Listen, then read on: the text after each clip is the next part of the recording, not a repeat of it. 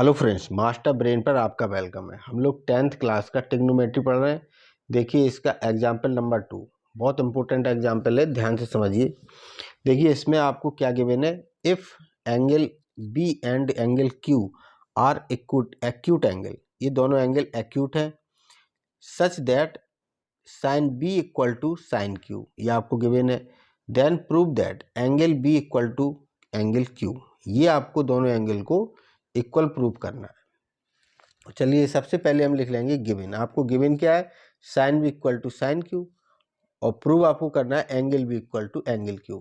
देखिए दो ट्रायंगल के अगर आपको अलग अलग एंगल, दोनों ट्रायंगल के अलग अलग एंगल को अगर आपको इक्वल कभी प्रूव करना है तो आपके पास दो ऑप्शन है, या तो आप उनमें कॉन्ग्रुएंसी लगाइए या सिमिलरिटी।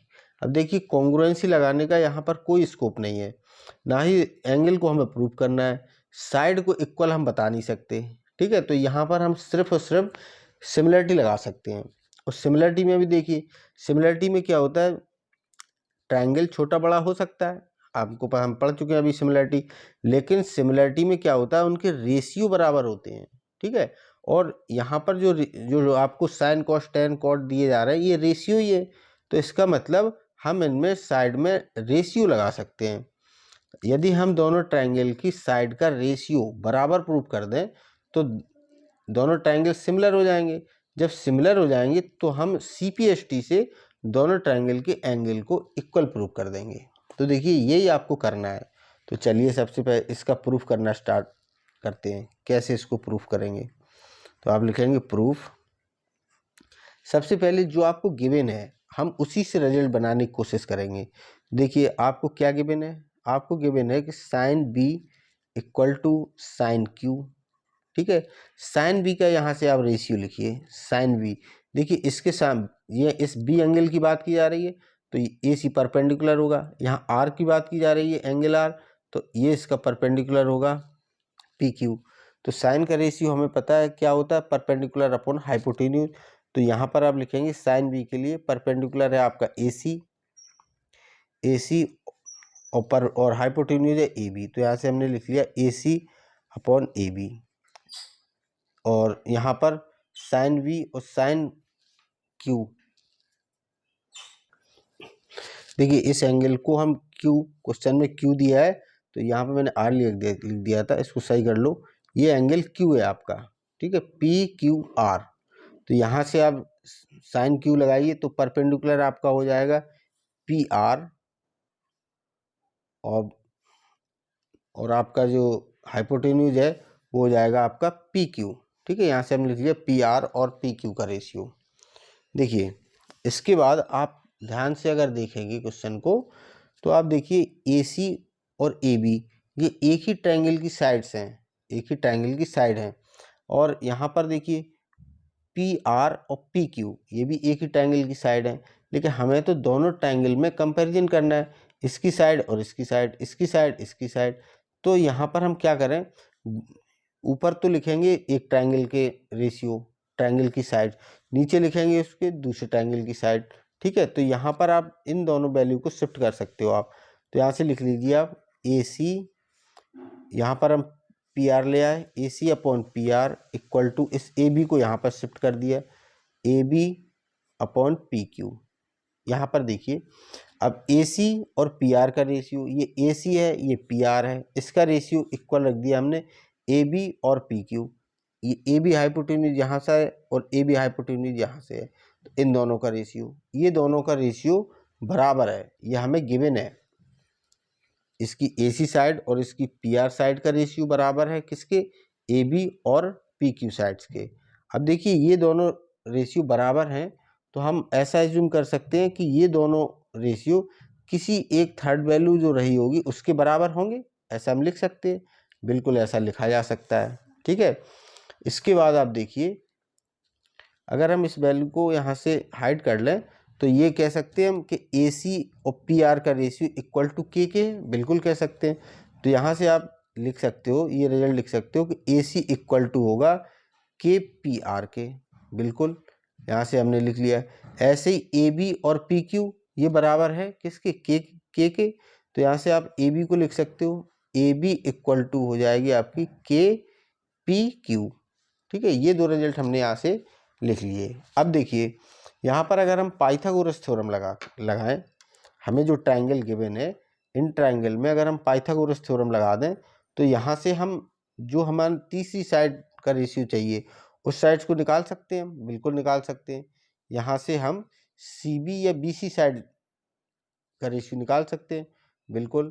तो यहाँ पर आप लिखिए by Pythagoras theorem, by Pythagoras theorem. देखिए इस ट्रायंगल में अगर हम पाइथागोरस थ्योरम लगा रहे हैं तो देखिए बी सी का स्क्वायर इक्वल टू क्या होगा, बी सी का स्क्वायर इक्वल टू होगा हाइपोटेन्यूज का स्क्वायर माइनस के परपेंडिकुलर का स्क्वायर। हाइपोटेन्यूज है आपका ए बी का स्क्वायर माइनस ए सी का स्क्वायर, ऐसे लिख सकते हैं बिल्कुल।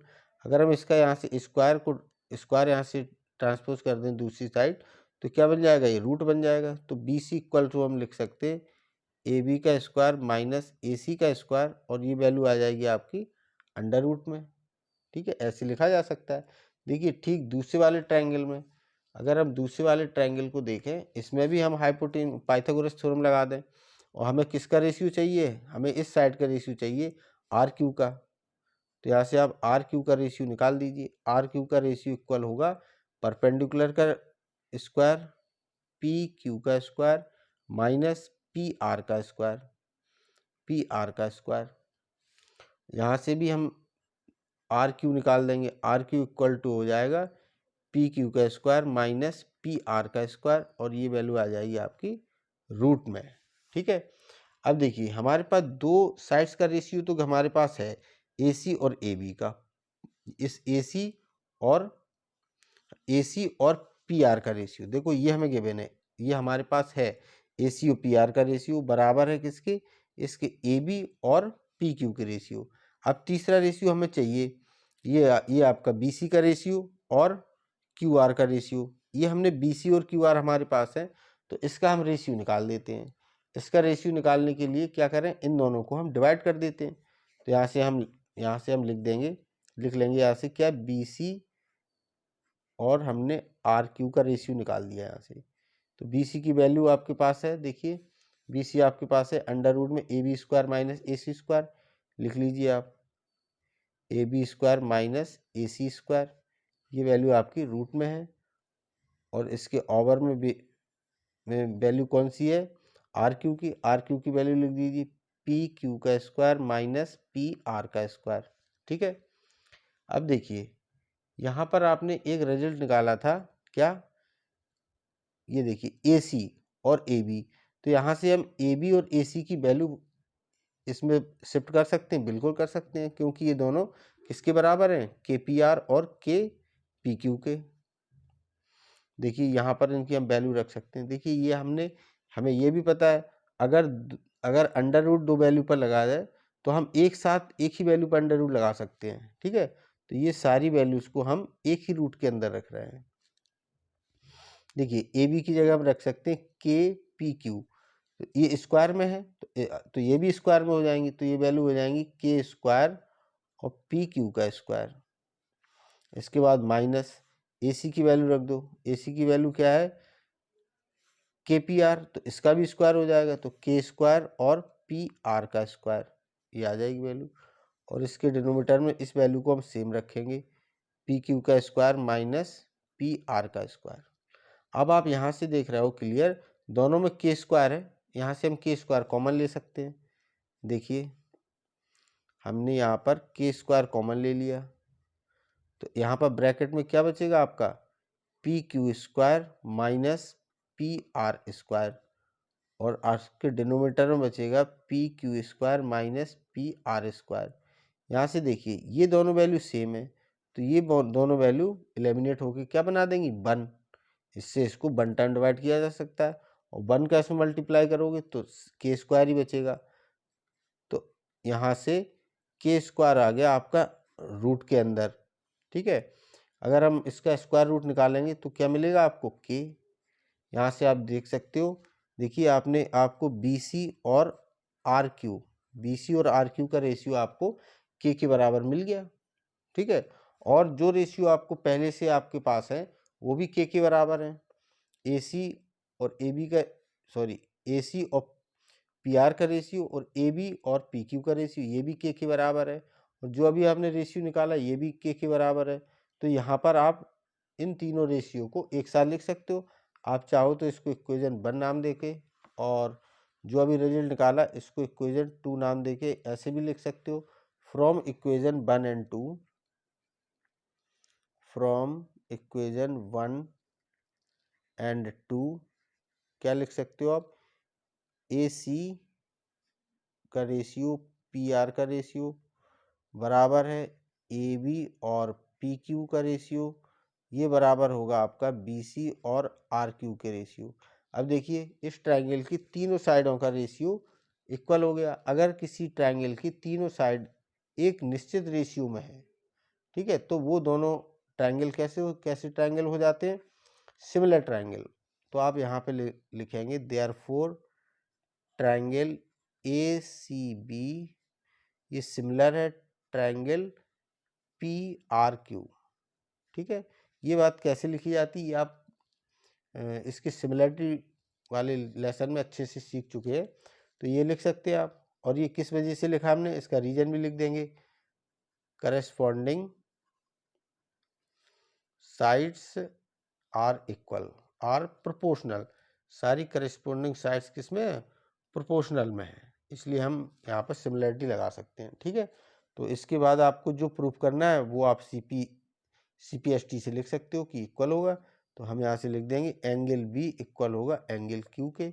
इसका रीजन लिख सकते हो आप, लिख दोगे आप क्या, CPST corresponding part of similar triangle. अगर दोनों ट्रायंगल सिमिलर हैं, ये जो आपके जो ट्रायंगल है ये दोनों आपने सिमिलर प्रूव कर दिए, अगर दोनों ट्रायंगल सिमिलर हैं तो इसके जो करस्पॉन्डिंग पार्ट्स होंगे वो भी एक दूसरे के इक्वल होंगे। बस यहीं पे हमारा ये क्वेश्चन हो जाता है फिनिश। चलिए नेक्स्ट वीडियो में मिलते हैं, जब तक के लिए गुड बाय।